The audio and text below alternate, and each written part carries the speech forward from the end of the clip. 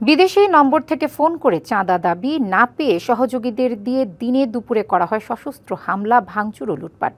চট্টগ্রামে ইন্টারনেট সেবাদাতা প্রতিষ্ঠানে হামলা, ভাঙচুর ও লুটপাটের ঘটনায় আরও ৯ জনকে গ্রেপ্তার করেছে আইনশৃঙ্খলা রক্ষাকারী বাহিনী।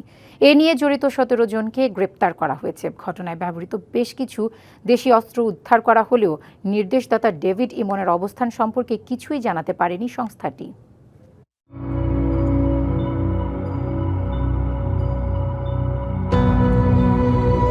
গত ১১ জুলাই একটি বিদেশি নম্বর থেকে ইন্টারনেট সেবাদানকারী প্রতিষ্ঠান ডিডিএন এর মালিক আদিল বিন মামুনকে ফোন করে এককালীন ২ কোটি আর প্রতি মাসে ১০ লাখ টাকা দাবি করেন ডেভিড ইমন। 2 কোটি টাকা রেডি রাখিবেন আর প্রতি মাসে 10 লাখ টাকা করে দিবেন, তাহলে আপনি ব্যবসা করেন, না হলে ব্যবসা করিয়েন না। আর আপনার বায়োডাটা সবকিছু আমার জানা আছে, 2 দিন পরে দেখবেন একটা একটা করে কি হয় না হয় এগুলা।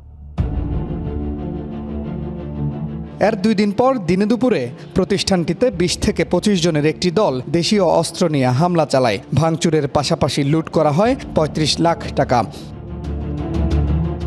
চাঞ্চল্যের সৃষ্টি হওয়া এই ঘটনার পর স্বরাষ্ট্রমন্ত্রীর নির্দেশে মাঠে নামে আইন শৃঙ্খলা বাহিনী। বাংলা কিউআর যেখানে নগদ পেমেন্ট সেখানে। সারা দেশে ১০ লাখেরও বেশি মার্চেন্টে নগদে পেমেন্ট করুন খুব সহজে।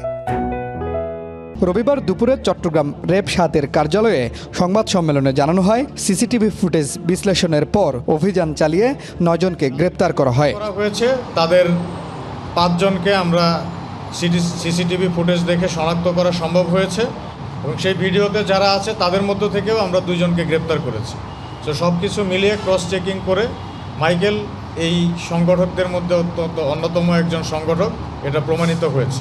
র্যাবের দাবি, চাঁদা না পেয়ে শীর্ষ সন্ত্রাসী ডেভিড ইমনের নির্দেশেই এই হামলা করেছে তার সহযোগীরা, যার নেতৃত্ব দেন মাইকেল, তুহিন, আকবর নামের সন্ত্রাসীরা।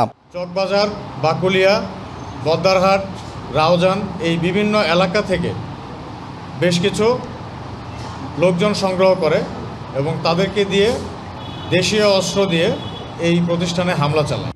এর আগে গত ১৫ জুলাই ৮ জনকে গ্রেপ্তার করে পুলিশ।